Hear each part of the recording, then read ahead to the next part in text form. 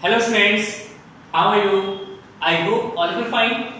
Student, today we are going to revise a topic of chapter 10, that is refractions of light. ठीक है, ये light chapter का शायद third या fourth revision video है and आज हम रिवाइज करेंगे रिफ्रैक्शन ऑफ लाइट। इससे पहले हमने ऑलरेडी रिफ्लेक्शंस को डिस्कस कर चुके हैं, रे डायग्राम्स डिस्कस कर चुके हैं, मिरर एंड लेंस के। आज हम रिवाइज करते हैं refractions of light and after that refractive index. So now what is a refraction of light? Refractions of light means when a light are enter from first medium to second medium, or we can say when a light are enter from rare medium to denser medium or denser medium to rare medium, then it get deflect from its path, or we can say and then it deviate from its path, and this phenomena is known as refractions of light. Basically जब light क्या होता है, एक medium से दूसरी medium में enter करता है तो क्या होता है, अपने पाथ से डेविएट होता है, अपने पाथ से डिफ्लेक्ट हो जाता है, और इसी फिनोमेना को हम कहते हैं रिफ्रैक्शंस ऑफ लाइट। आपने बहुत सारे एग्जांपल्स देखे होंगे इसमें, जैसे आप एक ग्लास की बोतल ले लें या ग्लास का एक कोई भी वो ले लें, आप फनल ले लें, ठीक है, या पात्र ले, ग्लास ले लेते हैं कांच का, और उसके अंदर हम क्या करते हैं, पूरी तरीके से वाटर फिल कर देते हैं। हम उसके अंदर एक पेंसिल या एक पेन या कोई भी एक स्ट्रेट ऑब्जेक्ट को उसके अंदर डिप कर देते हैं। हम क्या ऑब्जर्व करते हैं कि जैसे उसके अंदर डिप करते हैं तो वो थोड़ा सा बेंड हो जाता है, जस्ट लाइक दिस। जैसे ये हमारा एक गिलास है कांच का, इसके अंदर इस तरीके से पेंसिल को डिप कर देंगे, विदाउट वाटर तो ये आपको स्ट्रेट दिखेगा, लेकिन जैसे इसके अंदर क्या कर देंगे, वाटर फिल कर देंगे, एंड जैसे ये वाटर फिल करेंगे ये थोड़ा सा अपने पाथ से का अपने पाथ से ये थोड़ा सा डाइवर्ट हो जाता है इस तरीके से। अब उसका एग्जैक्ट लोकेशन आपको इस तरीके से दिखेगा, तो यहां से ये क्या होता है, बेंड हो जाता है। तो ये जो फिनोमेना शो कर रहा है कि स्केल या पेंसिल या पेन का किसी वाटर में क्या ना बेंड होना, ये फिनोमेना रिप्रेजेंट करता है रिफ्रैक्शंस of light.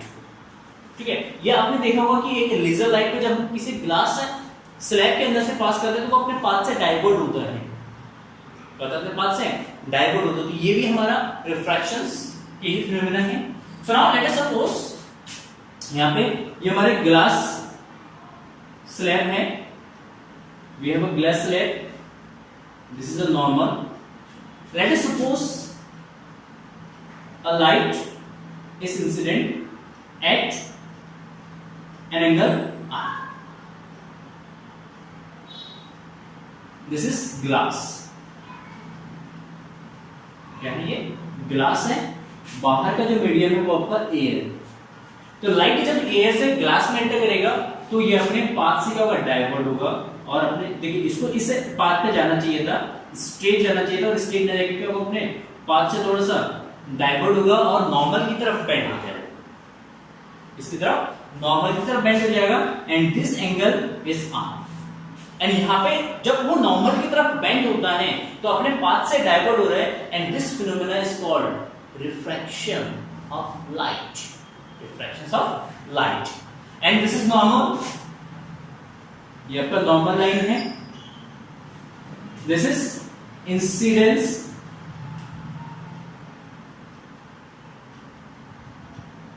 Incidence light, this is refractive light, light ही आप बोल सकते हैं रे, ठीक है ना, रिफ्रैक्टिव रेस, ठीक है। And angle between incident ray and normal is called angle of incidence, and angle between normal and refractive rays is called angle of refraction, that is represented by R. And यहां पे एक चीज और है, जब आपका लाइट रेयर से denser में एंटर करता है, किसमें, रेयर टू डेंसर में जाता है, ये शॉर्ट में लिख देता हूं मैं आपको। जब लाइट रेयर टू डेंसर में जाएगा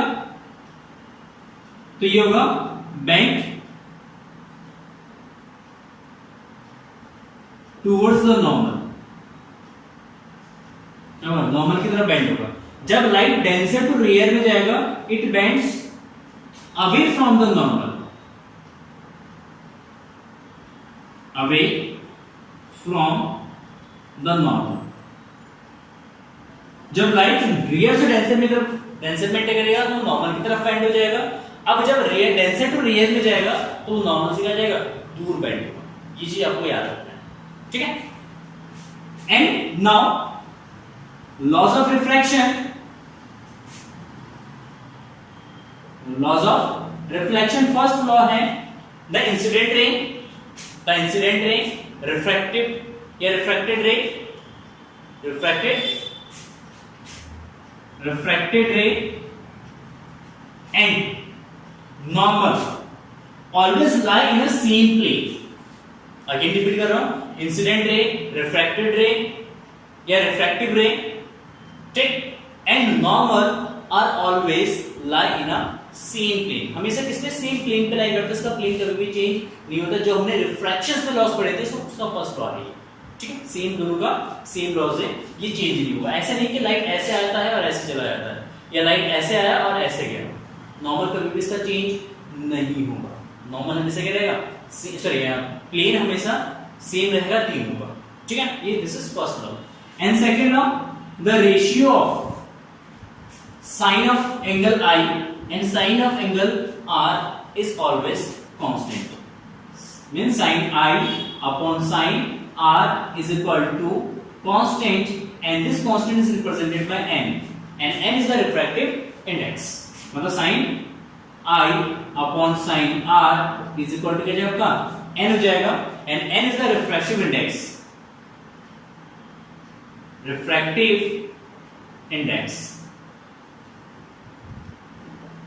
ठीक है। इसको हम रिफ्रैक्टिव इंडेक्स भी बोलते हैं। sin I upon sin R is equal to n। इसको म्यू से भी रिप्रेजेंट किया जाता है, किसी में इसको म्यू से भी रिप्रेजेंट कर रखा है, कोई दिक्कत नहीं, n से भी रिप्रेजेंट कर सकते हो, इसको म्यू से भी हम रिप्रेजेंट कर सकते हैं।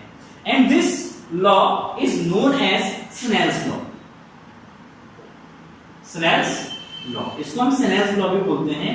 Snell's law sin A upon sin R is equal to constant, ठीक है। इसको स्नेल्स लॉ भी हम इसको बोलते हैं, ठीक हो गया।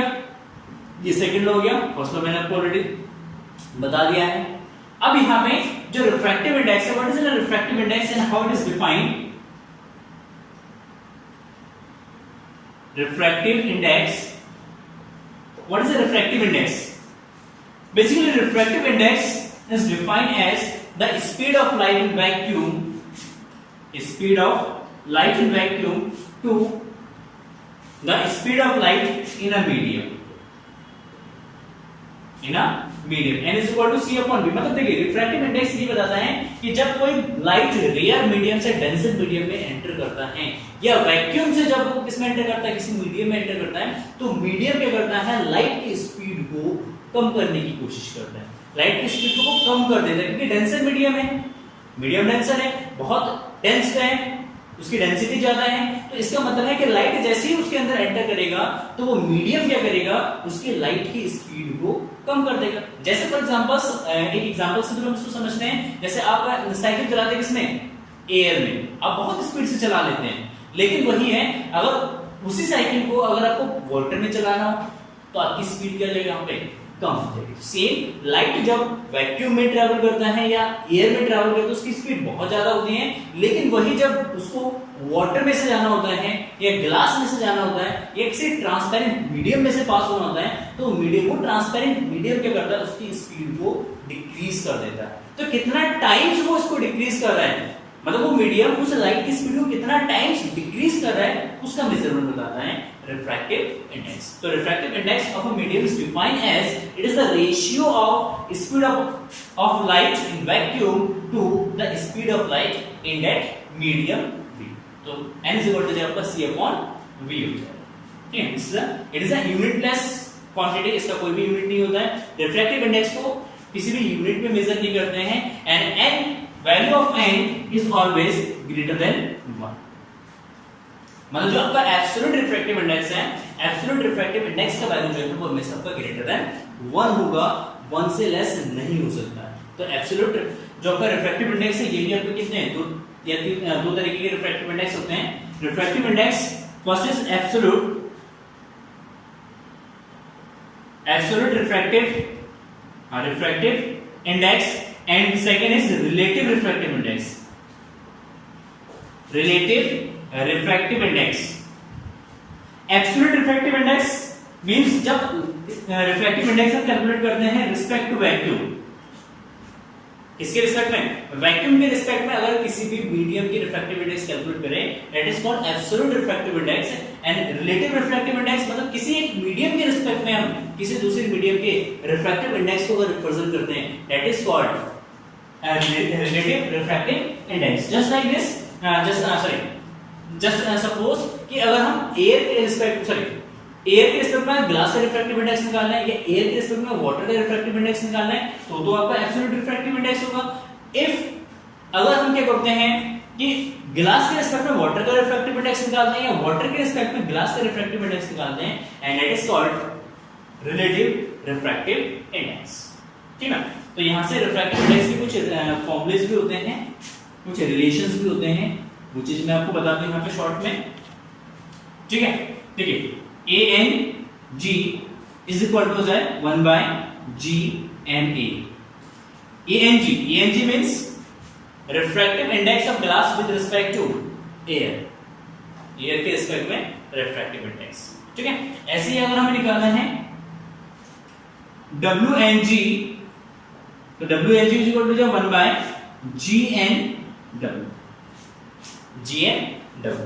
या जैसे इसको और लिख सकते हैं WNG is equal to what ANG divided by ANW। ये इसको हम लिख सकते हैं ANG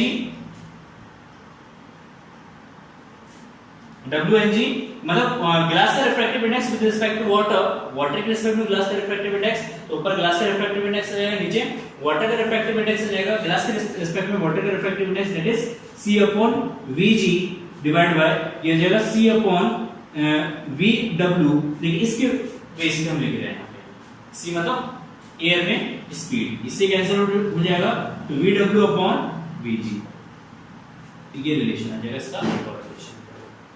ठीक है, तो इस तरीके से हम क्या कर सकते हैं रिफ्रैक्टिव इंडेक्स को इंटरचेंज कर सकते हैं, रिलेटिव रिफ्रैक्टिव इंडेक्स हम कैलकुलेट कर सकते हैं किसी भी बॉडी। ठीक है, तो आई होप रिफ्रैक्शंस ऑफ लाइट आपको समझ में आ गया होगा एंड रिफ्रैक्टिव इंडेक्स भी आपको समझ में आ गया होगा। ठीक है, इसका सारे डेरिवेशंस मैं करा चुका हूं। ठीक है, लिंक डिस्क्रिप्शन में मिल जाएगा आपको वीडियो का, आप प्लेलिस्ट को विजिट करके सारे वीडियोस को देख सकते हैं। अगर आपको प्रिपरेशंस करना है तो आप इस चैनल को सब्सक्राइब जरूर करिए एंड वीडियो पसंद आए तो प्लीज वीडियो को लाइक जरूर करिए। Thank you for watching this video, have a nice day, bye bye.